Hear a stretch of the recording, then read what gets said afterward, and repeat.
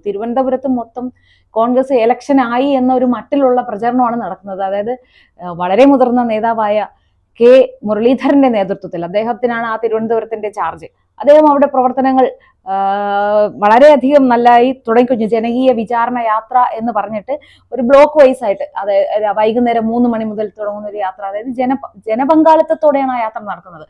എല്ലായിടങ്ങളിലും ഓരോ ദിവസവും ഓരോ ഏരിയ കണക്കാക്കി പോയി ജനങ്ങളുമായി മിങ്കിൾ ചെയ്യുന്നത്. കാരണം തദ്ദേശ തെരഞ്ഞെടുപ്പ് എന്ന് പറയുമ്പോൾ തന്നെ ഏറ്റവും താഴെ തട്ടിലുള്ള ഒരു തെരഞ്ഞെടുപ്പാണ്. പ്രാദേശികമായിട്ടുള്ള ആൾക്കാരെയാണ് അത് സ്വാധീനിക്കുന്നത്, ആ തെരഞ്ഞെടുപ്പ് ഏറ്റവും മുഖ്യമായിട്ട്. അതുകൊണ്ട് തന്നെ ഈ വളരെ നേരത്തെ തന്നെ കോൺഗ്രസ് അതിനുള്ള ഒരുക്കങ്ങളെല്ലാം തുടങ്ങിക്കഴിഞ്ഞു.